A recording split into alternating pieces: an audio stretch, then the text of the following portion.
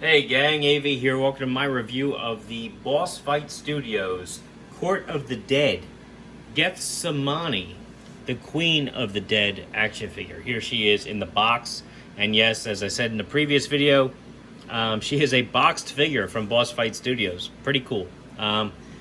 Window, so you can see her and the vast majority of her accessories there in the bubble. Boss Fight Studio logo really tiny down there. Court of the Dead up top. Gethsemoni, I think I'm saying that right. Queen of the Damned, or I'm sorry, Queen of the Dead, right down there at the bottom. It also says adult collectible, ages 12 and up. There is a star icon there at the top of the box. On the bottom of the box, some legal stuff. On the side, some really nice artwork of Gethsemoni and her skeletal finger brazier. Court of the Dead on that side. And on the back, you have some obligatory product shots of Gethsemoni and her demonic baby doll. A little brief read up right there. If you'd like to read it, I'm actually going to bring the camera into it. Feel free to pause the video and do so now. Okay, full disclosure, I did not read it. So you actually, if you paused the video and did so, you're better educated than I am about this character. I ordered her and the other one just because I thought they looked cool. I have no experience with these figures at all. Apparently these characters at all. Apparently they are a licensed property from Sideshow Collectibles, I think. But anyway, very cool looking. She's got a 3-part tray construction. The back just has her figure stand in there, which we'll have a quick look at, and then I'll put it away. Just the same star logo that was on the top of the box with 2-foot pegs. Nothing else written on there except for the Court of the Dead copyright information there at the bottom. I'm going to put that back in there now. Put that off to the side. Second part is this top tray that holds everything in place. And then third and final part has all the goodies. So we got the figure. We got her demonic little baby doll thing. We got a little knife. And we got 2 hands. There we go. All this off to the side. First things first, we'll have a look at her hands. She has 2 alternate spellcasting hands. These are kind of cool because they actually went to the trouble of including her rings on there. Hopefully that's coming across on camera. Let me get the light shining in here a little bit. So they did paint her gold rings on there, which is very cool. So this is the... what hand is that? Left. This is her typical left, 2 fingers up, kind of Doctor Strange spell pose hand. This is her right hand here. Again, 2 fingers up. And again, painted fingernails, and which are black. And gold rings painted on there as well. Very cool. I'm glad they went to that kind of trouble on there. She has this, looks like a bone knife. Definitely looks like bone color and has like a joint attachment there. Like it was carved out of a femur or something. Wrapped red handle. Some notches in there to make it look like it was carved. Kind of cool. And a little pointy. And it does fit in the figure's hand. Nice and easily. That's pretty cool. Alright, come on out of there.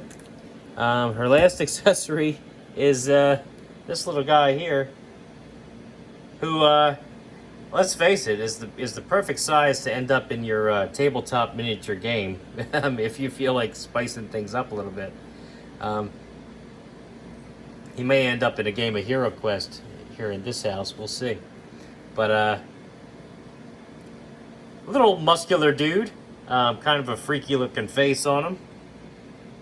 And he does have articulation, but just at the head. His head is on a ball joint, so he can do a full 360.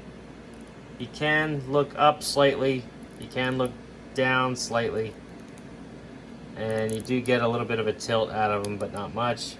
You can, of course, take the head off because it's a ball joint. But still very cool. Creepy, but cool.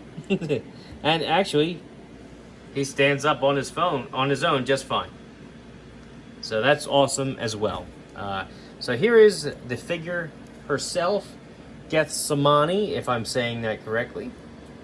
And aesthetically, she looks pretty awesome, I have to admit. Looks very cool. The headdress is kind of funky, but it works. The skeleton hand brassiere also lives up to expectations and works.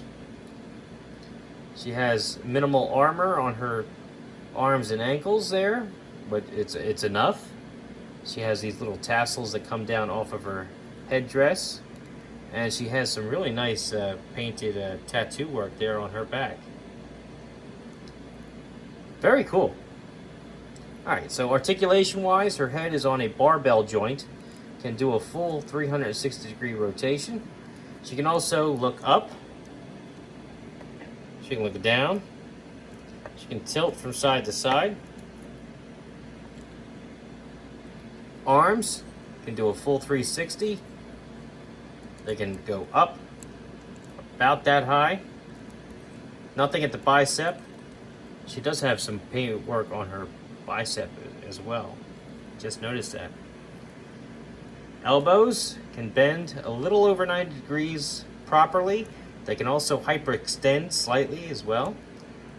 Do a full 360-degree rotation. Wrists do a full 360-degree rotation, and they also hinge up and down. It is also worth mentioning too that this is a Hacks figure, so you can actually remove joints, swap them out with other figures however you see fit. Do a head swap even. No worries. These figures are meant to come apart and clip back together, so no worries at all. She is manufactured using the new method that they use from their new warehouse. So her torso is a little different than you may be used to. She does have a ball joint construction. She can go back about that far. She can go forward about flat instead of actually having good posture. She can go forward a little bit. There is a ball joint there at the diaphragm, so she does also a spin there as well. You can pop the figure apart there, but it is kind of tough with these newer figures, but it does work. Let me get this, give it a little elbow grease here. There we go. So you can pop the figure apart. It is just a little tougher than you might be used to.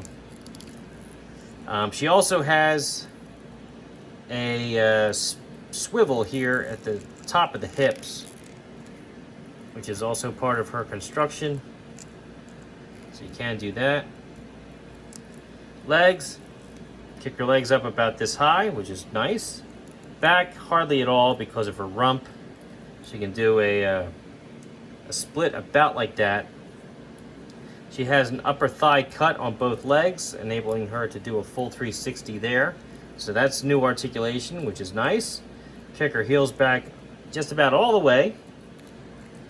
Ankles, and point her toes down all the way, up quite a ways, and she does have rocker joint there. So excellent articulation on these figures. They aren't hindered in any way. Really nicely done.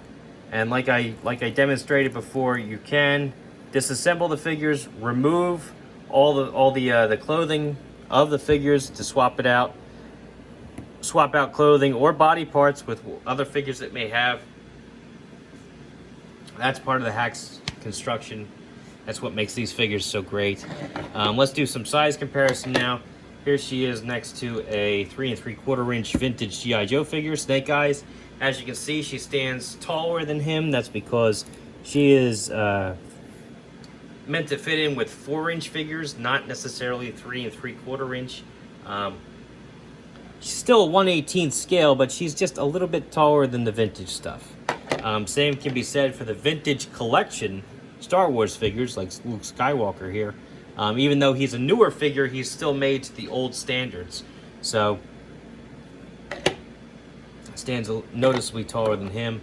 A more modern G.I. Joe figure, on the other hand, like this Dollar General Cobra Trooper, fits in just fine with her scale-wise. Here she is next to another Boss Fight Studio figure. This is a Fantasy Knight figure from their second series of hacks. As you can see, she measures up. She is noticeably shorter than him, but she scales well with him. Here she is next to a Marvel Universe Captain America figure. And last but not least, you have Master Chief. So all in all, I think she's a really cool figure. Definitely a worthy addition to your collection. I think she'd fit in if you were a Court of the Dead fan, or even just wanted a nice necromancer for your fantasy line. I think she'd fit in well with that as well. Again, I mentioned it in the previous video. I pre-ordered these figures about 1.5 years ago, and back then, assuming because they were a licensed product instead of an original creation from Boss Fight, they were slightly more expensive. They were about $27.99, if I recall. That was the pre-order price. I'm not sure what the price will be once they are officially released. Chances are they will be more expensive, unfortunately. But all in all, I do think she's a cool figure. If you're interested, I don't think you'd be disappointed once you got her. As far as using her for, custom parts and stuff like that, that kind of remains to be seen. I'm not sure how advantageous that would be at a potentially $30 figure to buy just for the parts. I'm not sure how I would feel about that. But anyway, all in all, I think this is a very cool figure. If you'd like to display her as is or just touch her up a little bit, that's completely up to you, and I think you'd be satisfied once you were finished. So anyway, this has been AV. If you like this video, check out my channel where you'll find a whole bunch of other 1/18 scale related content. Figures, vehicles, accessories, you name it, from all different types of toy lines. I also do 1/12 scale figures now, and I do a lot of comic book related videos as well. Be sure to check out the video description where you'll see links for my social media accounts, my eBay page, my Shortboxed account, and my link to one of my hookups for my action figures, the Plastic Underworld. Very cool guy that runs that. He hooks me up all the time. Be sure to check that out as well. All in all, this has been AV. If you like this video, feel free to like, share, and subscribe. Thank you for watching, and take care.